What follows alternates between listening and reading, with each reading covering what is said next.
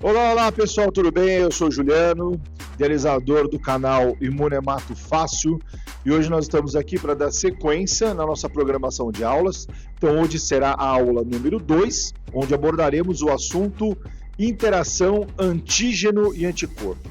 Aqui é um ponto muito importante, né, dentro do nosso trabalho no laboratório de imunemato, ou numa agência institucional, enfim, ou no imunemato de doador. Aqui é onde nós visualizamos, né, os resultados que são apresentados para nós, e a partir daí nós realizamos, né, a interpretação do que aconteceu ali dentro de uma simplicidade enorme, né? Então, para a imunematologia, ou é positivo ou é negativo, e aí depois, né, como que nós fazemos para interpretar. Então hoje nós vamos começar a falar sobre esse assunto, tá? Então vamos aqui na nossa construção, né? Então hoje aqui abordaremos um assunto muito importante. Então vamos lá, pessoal. Então vamos começar a falar aqui da interação antígeno-anticorpo. Então é um assunto extremamente importante, tá? Para quem trabalha com imunematologia, para quem realiza os testes imunematológicos.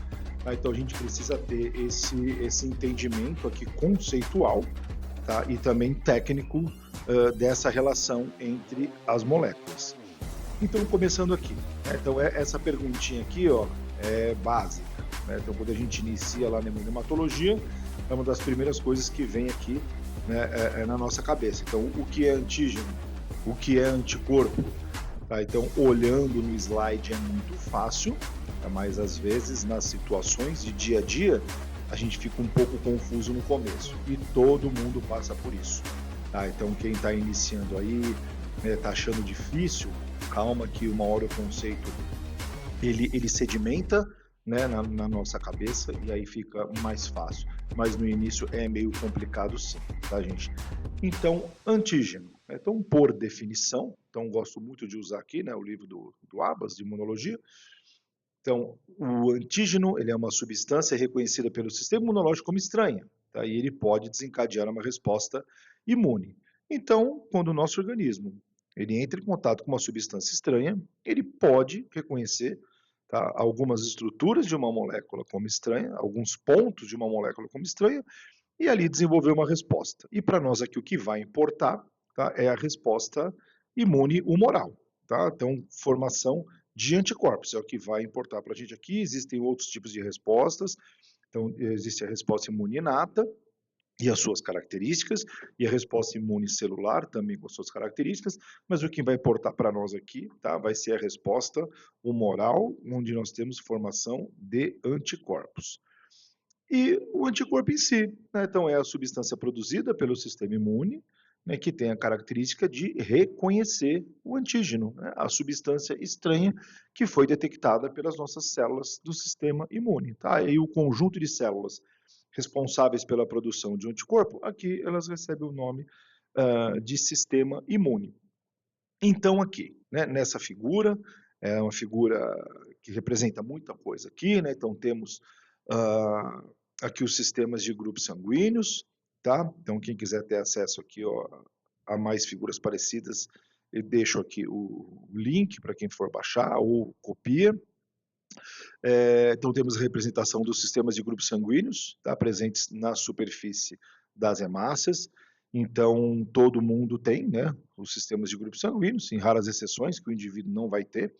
Tá? E essas estruturas, tá, geralmente formadas por proteínas ou por carboidratos, ou carboidratos associados a proteínas, ou lipídios associados a carboidratos, enfim, né, são várias constituições moleculares, e essas estruturas, em muitas situações de transfusão, tá? Então, quando o indivíduo recebe um concentrado de hemácias, que é o principal hemocomponente transfundido, né? Então, ele recebe uma grande quantidade de estruturas diferentes da dele, então ele tende aqui, né, existe uma chance desse indivíduo formar anticorpos. E aí, uma vez que os anticorpos se formam, então os imunematologistas, né, então eles fazem a identificação, analisam, né, a condição desse anticorpo, se ele apresenta significado clínico ou não, se ele é importante do ponto de vista transfusional, e aí toma-se a decisão, né, se a bolsa vai ou não ser compatível, né, para aquele paciente, ou seja, o paciente quando ele forma um anticorpo, ele não pode mais receber uma hemácia onde tem a estrutura correspondente ao anticorpo que ele formou.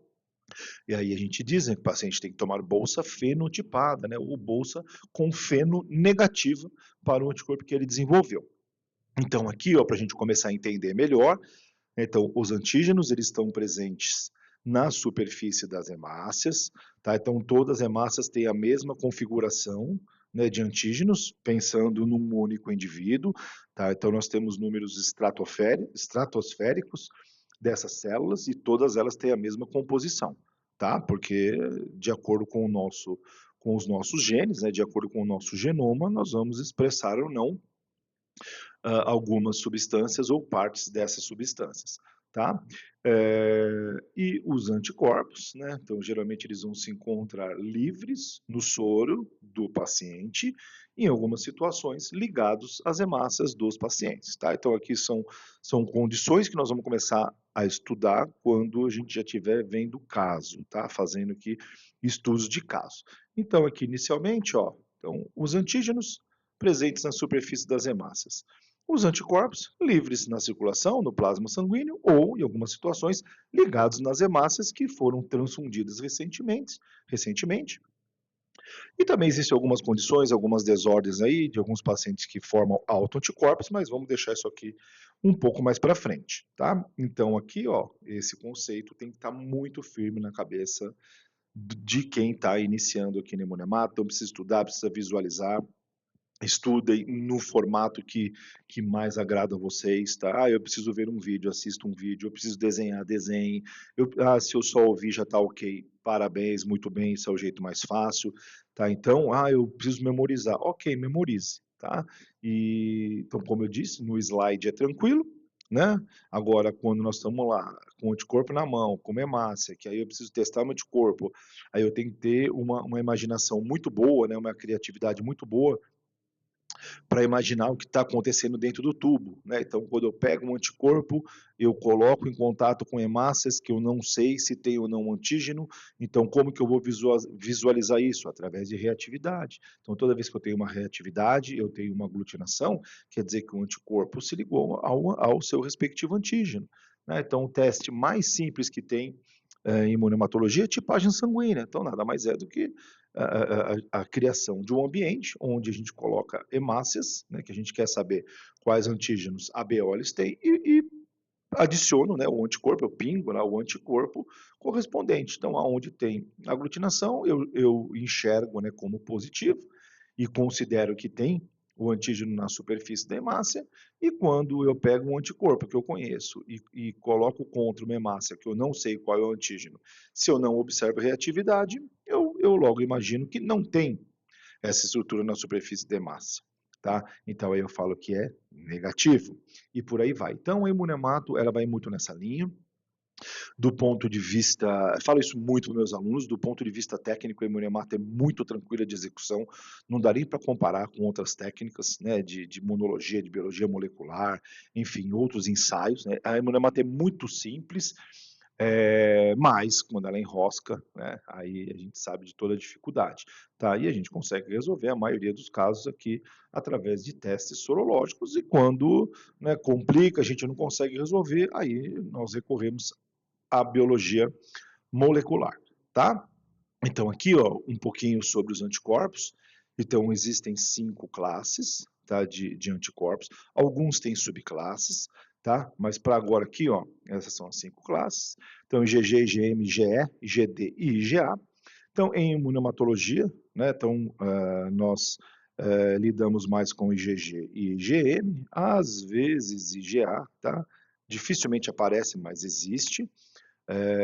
IgE e IgD, não. Tá? Então, IgE é um anticorpo que tem uma relação direta aí com reações alérgicas, e IgD são anticorpos de superfície de linfócitos. Tá? Então, os IgDs aqui, eles não são anticorpos livres. Os outros podem estar aqui, são livres, né? A IgE às vezes pode também estar aderida à superfície de células do sistema imune, muito envolvidos aqui com resposta imune inata.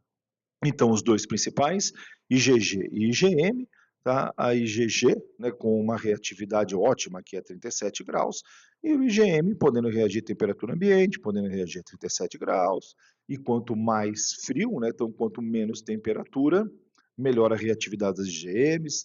Então, de uma forma geral, né, então nós associamos as IgGs ao significado clínico, né, por conta da reatividade a 37 graus, que é a temperatura aí aproximada do nosso corpo, e as IgMs em muitas situações, né, arrisco dizer que na maioria das vezes, são anticorpos aqui que apresentam aglutinação com todos os hemácias que a gente testa, e essa classe de anticorpos acaba, na verdade, nos atrapalhando, né, no reconhecimento e identificação de anticorpos de classe IgG com significado clínico. Óbvio que precisamos tomar cuidado com esse anticorpo de classe IgM, porque quando ele reage a 37 graus, ele passa a ter significado clínico, então precisamos investigar, tá? Quando nos deparamos com esse anticorpo, mesmo ele 99% das vezes não tendo significado clínico, a gente tem que ter receio de não cair no 1% onde existe significado, tá? Então, os dois anticorpos são ativadores do sistema complemento, tá? Que nós vamos falar numa outra ocasião, e, né, precisamos estar atentos sempre na identificação. Tá? Então, ó, resumindo aqui, IgG, IgM livres no soro, a IgE, né, estão na sua grande maioria aqui presente superfície de células que são responsáveis, né, por reações alérgicas. A IgD sempre presente aqui na superfície de linfócitos, então a IgD não tem um formato aqui molecular para circular na corrente sanguínea. A IgA, né, ela pode estar combinada aqui, ela pode ser um monômero, ou ela pode se apresentar na condição de dímero, e ela tem uma presença marcante aqui na lágrima, né? Então, anticorpo extremamente importante aqui para a defesa, né, de um órgão sensorial tão importante, né, como o olho, e, enfim, ela se apresenta nessa condição de dímero.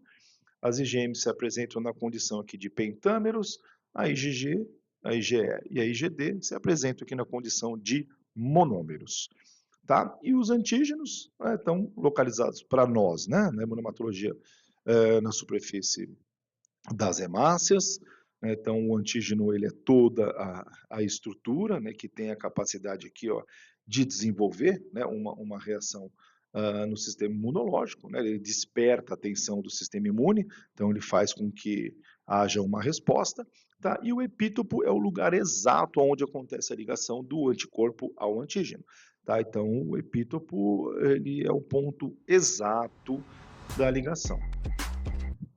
Pessoal, então nós terminamos aqui esse assunto antígeno e anticorpo, tá? Então é só o primeiro contato, nós vamos seguir, né, com outras aulas, entendendo a interação, né, dessas moléculas, o quanto a gente consegue trabalhar com essas questões, tá? Então aqui a dica fica, né, para vocês consultarem materiais auxiliares, então quem tiver disponibilidade, né, de livros, enfim, de artigos ou até de vídeos, né, onde foque nessa questão, é interessante também. Então aqui é o ponto principal da construção de conhecimento, porque não tem como a gente avançar em outras questões se não tiver aqui consolidado, né, essa questão de antígeno e de anticorpo, tá? Principalmente quando nós formos entrar em estudo de casos, tá? Então espero que vocês tenham gostado, tá? E logo mais já vem a próxima aula.